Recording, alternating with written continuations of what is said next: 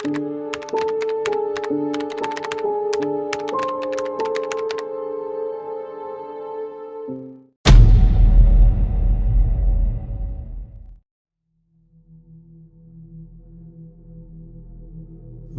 वेशीबाहेर ते दोघे उभे होते. केशव आणि राघव.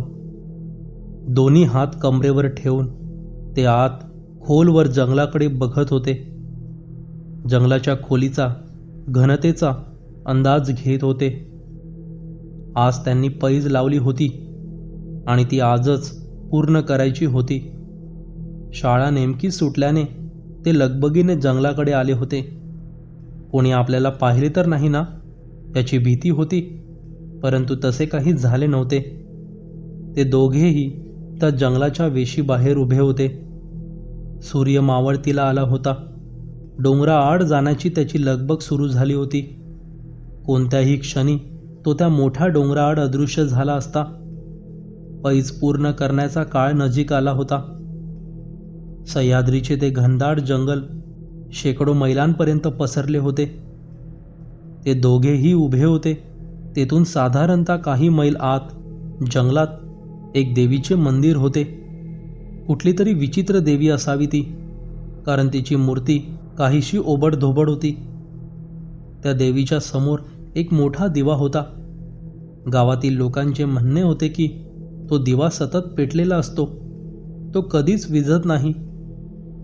आता हे किती खरे किती खोटे कोणाला माहीत, पण गावातील लोक निर्धाराने सांगायचे की तो दिवा सदा सर्व काळ पेटलेला असतो. तो दिवा कसा पेटतो, कोण पेटवतो, तो पेटवणारा दिसत का नाही, याची उत्तरे मात्र कोणीही देत नसे. पण तिथे दिवा आहे आणि तो सतत पेटलेला असतो, यावर मात्र ते ठाम होते. याच दिव्याची कथा केशवने राघवला सांगितली तेव्हा राघवने त्याची चेष्टा केली. असे काही जंगलात नाही रे, दिवा वगैरे सगळं खोटं आहे, हे राघवचे मत होते. तर असा दिवा जंगलात आहे हे केशव त्याला निक्षून सांगू लागला. पण दोघेही एकमेकांवर विश्वास ठेवेनात. तेव्हा त्या रागाच्या भरात त्यांची ती पैज लागली. राघव रात्रीचा त्या जंगलात जाणार आणि ते देवीचे मंदिर पाहणार. जर तिथे दिवा असला तर तो दिवा विझवून तो परत गावात येणार. अगदी साधी सरळ पैज. त्या रागाच्या भरात राघवने पैज मंजूर केली आणि ती पूर्ण करायला ते दोघेही जंगलाच्या वेशीबाहेर उभे होते. राघव जंगलात जाणार, दिवा विझवणार आणि त्याची वाट बघत केशव या वेशीवर थांबणार. एकंदरीत असे त्यांचे नियोजन ठरले. राघव तयार झाला. काहीही हो, पैज हरायची नाही, ती जिंकायचीच. पैज जिंकली की केशव त्याचे हरेक काम ऐकणार होता. राघव जंगलाकडे निघाला. जाता जाता केशवने त्याला मारुतीची शपथ घातली की दिवा असेल तर तो विझवायचा, मधूनच परत यायचे नाही. त्याला माहीत होते की राघवला मारुतीची शपथ दिली की तो खोटे बोलणार नाही, तो दिवा विझवणारच. सूर्य पूर्णपणे मावळतीला गेला होता.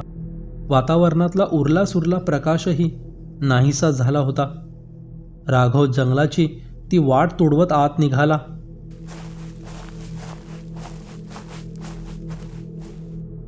खिशातली छोटीशी बॅटरी त्याने बाहेर काढली.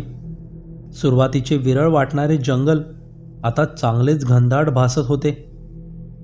पायाखालची वाटही आता वेगळीच जाणवायला लागली. आधीची टणक आणि कोरडी वाट आता संपली होती. दलदलीची वाट सुरू झाली. त्या दलदलीत पाय फसत होते. कधी तळवा, कधी घोटा, तर कधी गुडघ्यापर्यंत पाय खाली दलदलीत फसत होते. चालताना त्रास जाणवत होता. खूप कष्टाने एक एक पाऊल टाकत तो पुढे जात होता. उंच झाडे, खुरटी झुडपे, वेली, रोपटे, रुंद बुडाचे अजस्त्र वृक्ष, उंच झाडे यांनी जंगल घनदाट बनले होते. बांबू, सिडार, आंबा, नागचंपा, जांभूळ या वृक्षांनी आजूबाजूची दाहकता वाढली होती. तो चालत बराच पुढे आला होता. हळूहळू आता काही प्राण्यांचे आवाज आजूबाजूच्या भागातून येऊ लागले. अवतीभोवतीच्या दलदलीच्या पाण्यातून बेडकांचे उड्या मारल्याचे आवाज येऊ लागले. कुठेतरी वाघाची एक मोठी डरकाळी आली.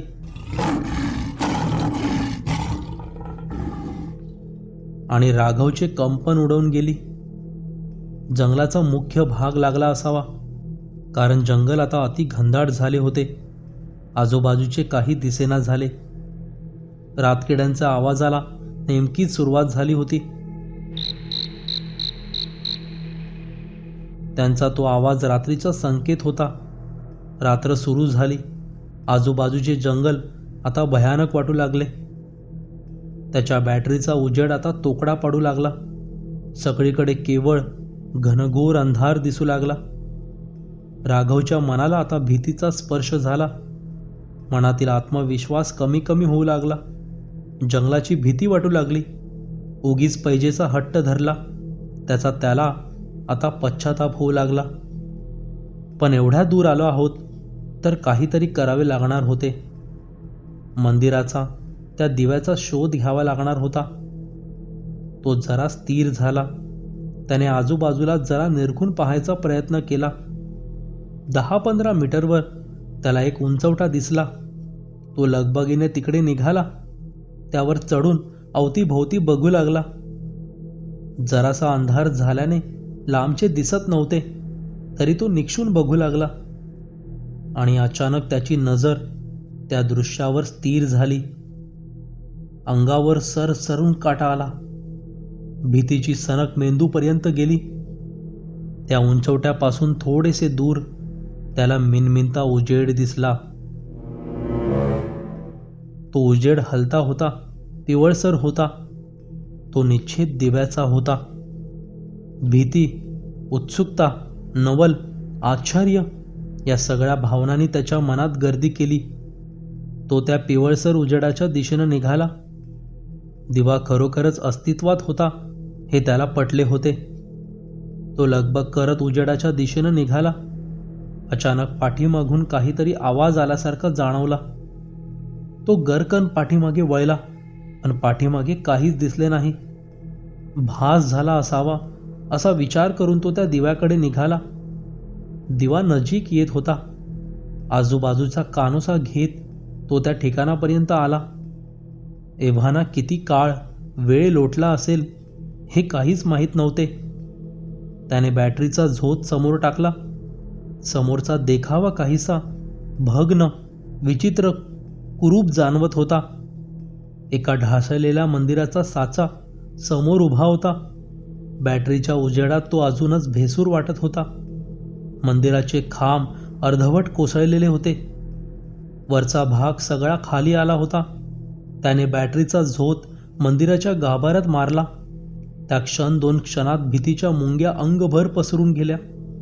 समोर त्या ओबड धोबड देवीची मूर्ती होती. काहीशी विचित्र, काहीशी बेढप. अशी कुठली देवी असावी ही, एवढ्या क्रूर आणि विभत्स अवतारातील? त्याने बॅटरीचा झोत झटकन बाजूला काढला. त्या मूर्तीकडे जास्त वेळ पाहण्याची त्याची हिंमत झाली नाही. त्याने मान डावीकडे वळवली. आता तो त्या दिव्याकडे पाहू लागला. एका बुटक्या चौकोनी खांबावर तो दिवा पेटलेला होता. मोठ्या पंजाच्या आकाराचा तो दिवा पिवळसर उजेड फेकत होता. त्याच्या मनात सरसर करत ते प्रश्न उमटून गेले. हा दिवा कोण लावत असेल? हा सतत कसा पेटत असेल? एवढ्या घनदाट जंगलात कोण हा प्रकार करत असेल? त्याची नजर त्या दिव्यावर खेळली. दिव्याची वात संत गतीने, डौलदारपणे हलत होती, डुलत होती. दिव्याच्या हलणाऱ्या वातीसोबत राघवची मान संतपणे इकडून तिकडे हलत होती. तो दिव्याकडे मंत्रमुग्धपणे बघू लागला. कोणीतरी एवढ्या कष्टाने पेटवलेला दिवा आपण असा कसा विझवायचा? ते मोठे पाप ठरेल. तो अक्षम्य अपराध ठरेल. याचा कोणी प्रयोजक असेल तर तो आपल्यावर नजर रोखून असेल. त्याने झटकन इकडे तिकडे पाहिले, पण काहीच नजरेस पडले नाही. असा अचानक दिवा विझवायचा हे त्याच्या मनाला पटेना. तो द्विधा अवस्थेत अडकला. दिवा विझवायची इच्छा होत नव्हती, पण सोबत पैजाही हरायची नव्हती. त्याच्या मनात संघर्ष पेटला, पण पैजेने इच्छेवर मात केली. दिवा विझवायला तो समोर झाला. त्याने हळूच फुंकर मारली. दिवा फडफडला, पण विझला नाही. त्याने पुन्हा तसाच प्रयत्न केला, पण आताही दिवा विझला नाही. तो क्षणभर थांबला, जोरात फुंकर मारली. दिव्याची मोठी फडफड झाली आणि 2 सेकंदात दिवा विझला गेला. आजूबाजूला मिट्ट काळोख पसरला. डोळ्यात काळ्या कुट्ट काजळाची पट्टी पसरावी तशी अंधाराची पट्टी पसरली गेली. 2 क्षण त्याला समोर काहीच दिसेना. सगळा काळोख नजरेसमोर तरळलेला होता. हळूहळू नजर सरावली. बॅटरीचा प्रकाश पुढे पडत होता. त्याला आता तिथं जराही थांबवेना. येथून जेवढ्या लवकर बाहेर जाता येईल तेवढ्या लवकर तो बाहेर पडणार होता. त्याने लगबग केली. तो पुढे चालू लागला. 15-20 पावलेच पुढे टाकले असतील, अचानक त्याला काहीसा मंद मंद उजेड आजूबाजूला पसरलेला दिसला. तो क्षणात पाठीमागे वळला. मेंदूवर कोणीतरी मनामनाचे वार करत आहेत अशी जाणीव त्याला झाली. भीतीचे भाले शरीराच्या आरपार घुसत आहेत अशी वेदना त्याला जाणवली. समोर दिवा लागलेला होता. अगदी पूर्वीसारखाच संथ आणि पिवळसर. तसा संथपणे तो जळत होता. तो जाग्यावर स्थितप्रज्ञ झाला. हे कसे शक्य आहे? तो थरथर करत दिव्याकडे निघाला. दिव्याजवळ गेला. आजूबाजूचा कानोसा घेत होते नव्हते तेवढे प्राण त्या फुंकरीत आणत त्याने ती फुंकर दिव्यावर सोडली. दिवा पुन्हा फडफडत विझला. पुन्हा पूर्वीसारखाच अंधार आजूबाजूला पसरला गेला. तो झपाझप पावले टाकत निघू लागला. जेमतेम 15-20 पावले टाकली असतील. अचानक पुन्हा दिवा पेटला. आता मात्र तो भयभीत झाला. हे प्रकरण सोपे नाही याची जाणीव त्याच्या मनाला झाली. आता भीतीने सगळे शरीर, मन, मेंदू व्यापून गेले होते. तो तसाच पुन्हा माघारी वळला. वेगाने दिव्याकडे धावला. तो विझवला आणि तशाच वेगाने धावत पुढे निघाला. दिव्यापासून जेमतेम 7-8 मीटर तो गेला असेल. पिवळा तांबडा उजेड त्याच्या आसपास प्रकट झाला. दिवा पुन्हा पेटला होता. आता राघव गर्भगळीत झाला. प्रत्येक रक्ताचा थेंब मलूल झाला होता. भीतीने तो उद्विग्न झाला. डोळ्यात अश्रूंची धार लागली.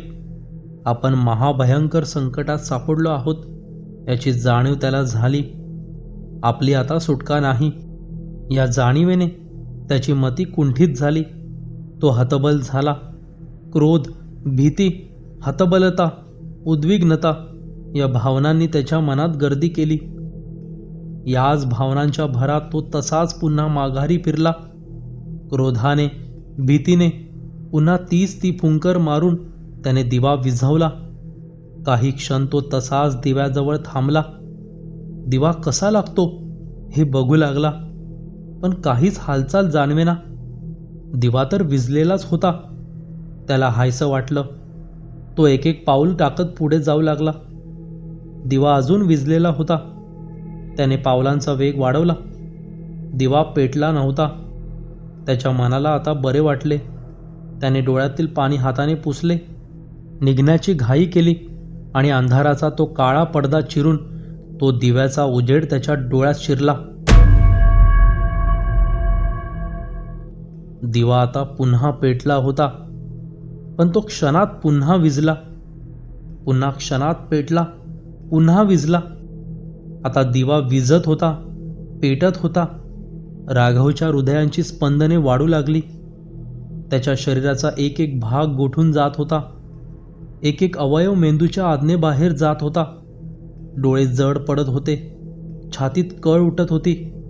आता दिवा पेटत होता, विझत होता आणि त्याचबरोबर त्याच्या हृदयाची स्पंदने देखील वाढत होती. आता दिव्याची उघडझाप वेगाने होऊ लागली. ती वाढतच जाऊ लागली.